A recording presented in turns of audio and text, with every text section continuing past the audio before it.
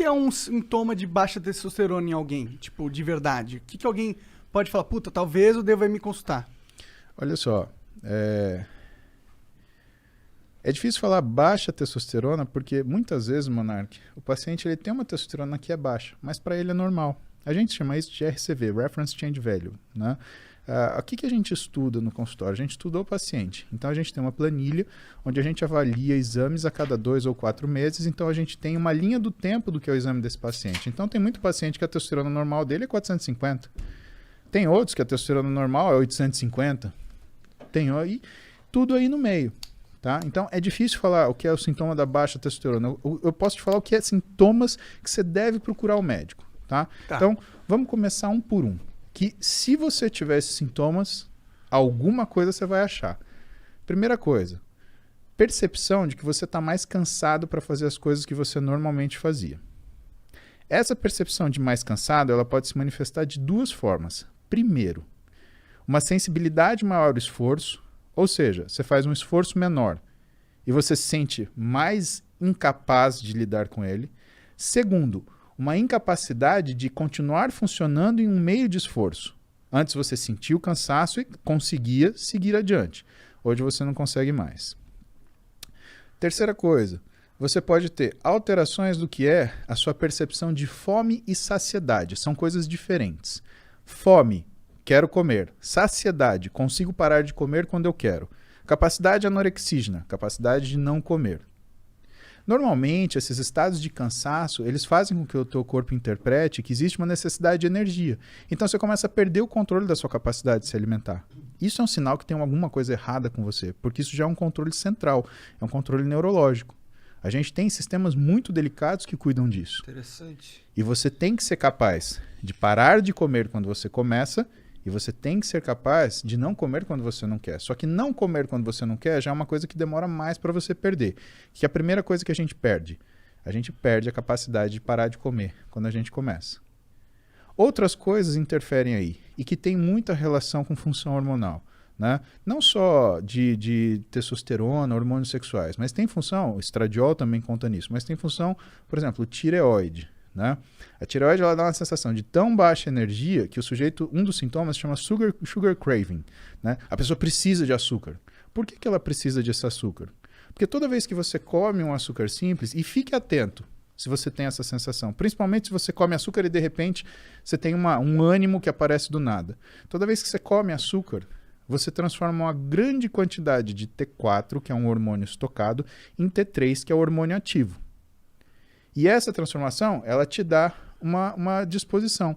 Isso é uma coisa que... Isso acontece comigo, hein? Sim, isso que eu ia falar. Às vezes em quando eu falo, nossa, preciso de um doce, do mano. nada, caralho, preciso de comer um doce. Mas você percebe que preciso de um doce não é uma coisa real? O real é, preciso de comida? Por que eu não preciso de um churrasco? Porque o churrasco não vai dar aquela sensação de... Exatamente. Então, o que está acontecendo? Por que tem essa sensação de... é isso que é o lance. Entendi. Outra coisa, variação do paladar. A gente tem uma necessidade de comer algumas coisas que necessariamente o nosso cérebro ele meio que sente falta disso. Tem um nome muito engraçado, vocês vão rir, chama pica gravídica. Sabia que vocês vão rir.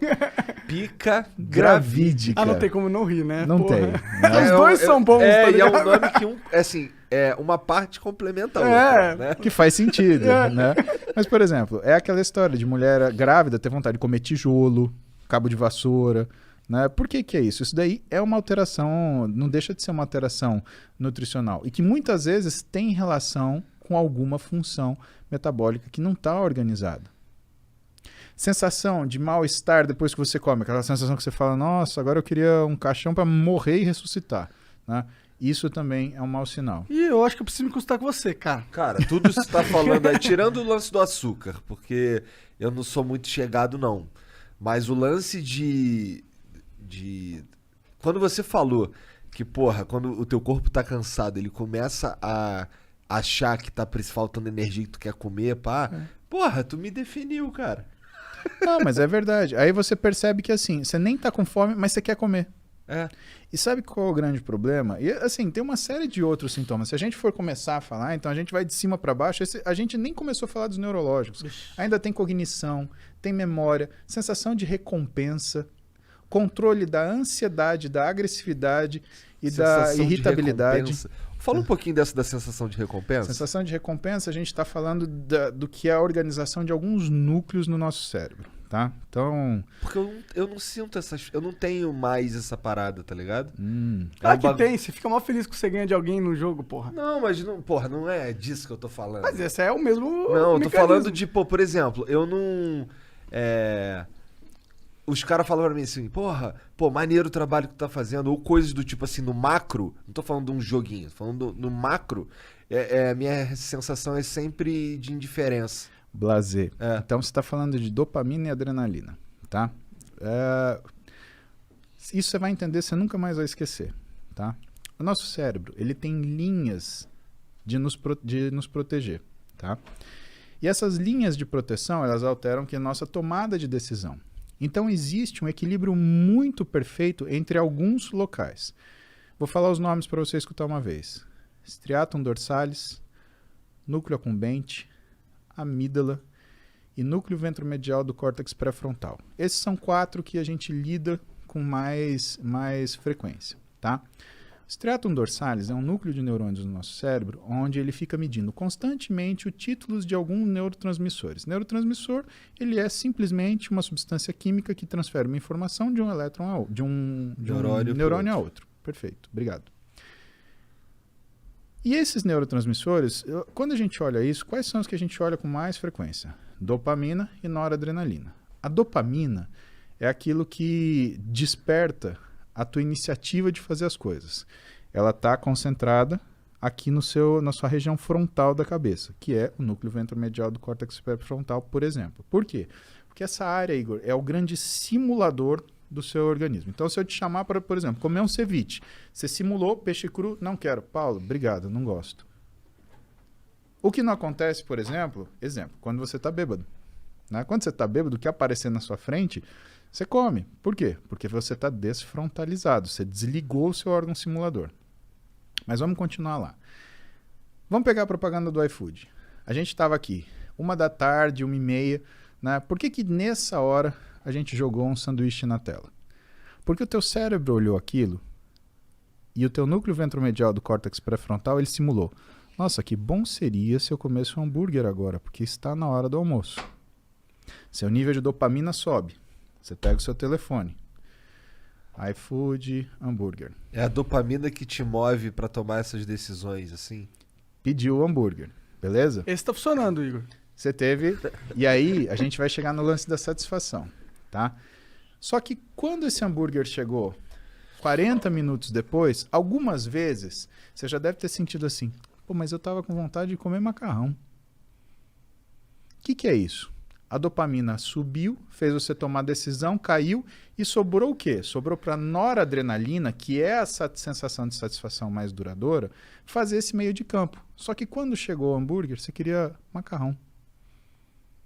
Muitas vezes a gente não sente essa satisfação porque existe uma incoerência entre o ato feito e o resultado dele. Guarda isso numa caixinha. Vamos voltar para o striatum dorsalis. Ele está medindo dopamina, noradrenalina. Pá, pá, pá, pá, pá, pá, pá, pá. Ele fala para o nosso núcleo accumbente o que está acontecendo. Ó, o título está assim. E o nosso núcleo accumbente, ele interpreta. Tô bem, tô mal. Exemplo. Tuas filhas vão ficar adolescentes. Aí, com 13 anos, elas vão pedir para você levar elas para Disney e o dólar tá 4,50. Cara, você vai fazer das tripas coração, você vai pagar uma passagem caríssima, fila, lá. Quando chegar na Disney, é assim, ela tá aqui em São Paulo, eu quero ir, porque se eu não for, eu vou morrer, porque todos meus amigos foram, só eu não fui, você não gosta de mim, minha mãe não me ama, eu fui adotada. Cara, é toda... Coisa de adolescente. Exatamente. Chegou na Disney, pisou na porra do parque. Ah, essa isso. Aí você quer falar assim, uma porrada. Acorda! Por quê? O núcleo accumbente, ele é sensível a variações hormonais, tá? No adolescente, o que você mais tem é variação hormonal. Então, ele faz essa leitura de percepção de recompensa ou não de uma forma muito inacurada. Por isso que é difícil você ver um adolescente que está 100% equilibrado o tempo inteiro, né? Ele está escutando uma música de corno lá, sofrendo, ou então ele tá, sei lá, dando heavy pulo, alucinado, né? Ele tá sem comer, ou então ele tá lá comendo, fast food mais nervoso que tem. Aliás, você já viu, conta nos dedos, quantos adolescentes, por exemplo, gostam de comida japonesa? Por quê? Porque comida japonesa, você sente o sabor aqui, no paladar, no nariz, não na boca. E, por exemplo, um fast food, um hambúrguer, você sente aqui, super salgado. O que ela quer? Ela quer água? Não, ela não quer água, ela quer um refrigerante, super doce. Quem que toma vinho? Nós 4, nós 3, né? Por quê? Caralho, Igor, falou que você tá tão gordo que você conta como 2, Não, hein? Contei o Sérgio. Então, por que a gente toma vinho? Onde você sente o vinho? Aqui. Então, o que você percebe? Você percebe que essa sensação de recompensa, né, ela existe numa determinada situação de equilíbrio. A gente falou, com ciclo de esteroide assim, com implante hormonal mal indicado é assim, e na adolescência é assim. Por isso que o adolescente ele tem essas insatisfações tremendas e tem essas satisfações, né, abruptas e explosões de euforia.